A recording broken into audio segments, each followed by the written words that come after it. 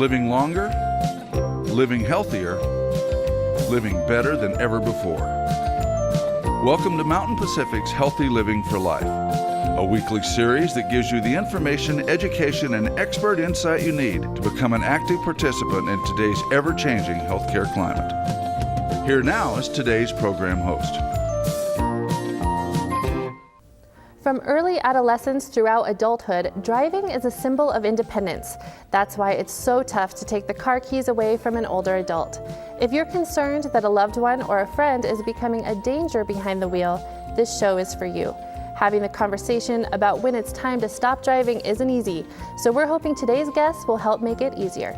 I'm your host, Beth Brown, and this is Healthy Living for Life, a show dedicated to helping you do just that. Stay tuned. Welcome back to Healthy Living for Life. Today we're talking about when it becomes unsafe for some older drivers to be on the road. And a little later we'll also talk about some of the services available to help those folks who can't drive anymore still get to where they need to go. We'll start today though with Tammy Stefanik from the Montana Motor Vehicle Division to talk about testing requirements for older drivers. Tammy, thanks so much for being here today. Yeah, thanks for having me. So let's start by talking about those tests. Is there an age when drivers have to be tested more often for their driver's license? In Montana, there's no specific age requirement.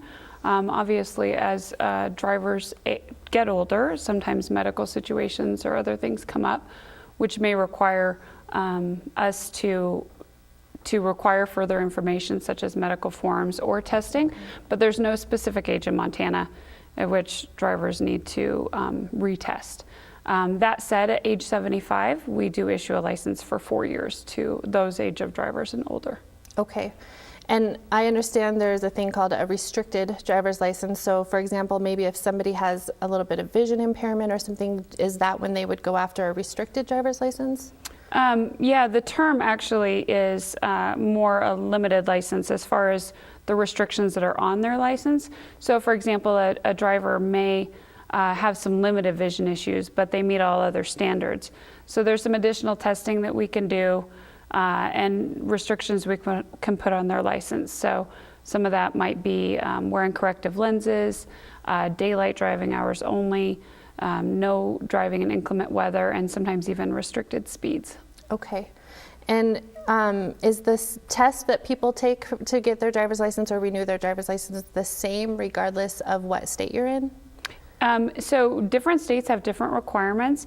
As far as standard licensing, most states' requirements are similar, whether it's vision, knowledge, or skills testing, but not every state is the exact same.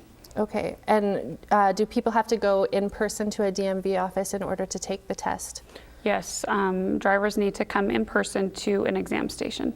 Okay, and how often are there DMV offices in people's towns, or are they more county-based, or where do people go if they need to take that test? We have driver license stations in almost every county in Montana, and some locations, some larger counties may have more than one. We do have a combination of permanent stations where the locations open sometimes on a daily basis, and then some of our locations are only open maybe once a week or every other week, or even sometimes once a month. And we generally travel to those stations. Okay, and if people want to know those hours, how do they find that information, or how do they know when their office might be open? So they can go online and look at our website. Okay, on the Motor Vehicle Division website. Okay, and if anybody is nervous about taking the test and being able to pass it, would you have any tips for them of how could they prepare for the test to be the most successful they can be? So for the knowledge test, everyone should study our driver's license manual. You can pick up a manual at one of our offices. It's also online, so they can go to the forms page on our website and find the manual online. We also have an app that was developed that drivers can download, and they can take practice tests. Okay.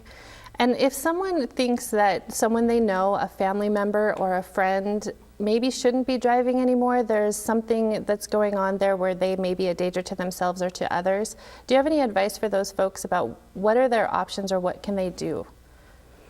That's a difficult situation for anybody to come across. Obviously, it's best to talk to the person in their family if there's a situation. There is a form called a recommendation for re-exam, and we have that form online on our website. Generally, it's completed and submitted to us by medical professionals or law enforcement, but concerned friends or family may also be able to fill those forms out. When we receive them, then we take the information and look at them and determine if we need to open up a case to require a driver to go through further testing. Okay. Generally, that always starts with a medical form of some sort to ensure that there's no underlying medical issues that a driver may be experiencing to affect driving. Okay, can you give some examples of what some of those conditions or situations may be that people should contact you and maybe look into recommending somebody to retest?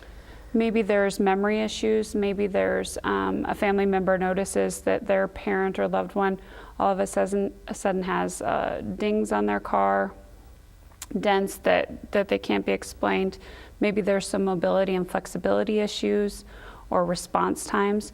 Those sorts of situations might indicate that maybe a driver is having some medical issues and may not be safe to drive. Okay, great. Thanks so much, Tammy, for your time.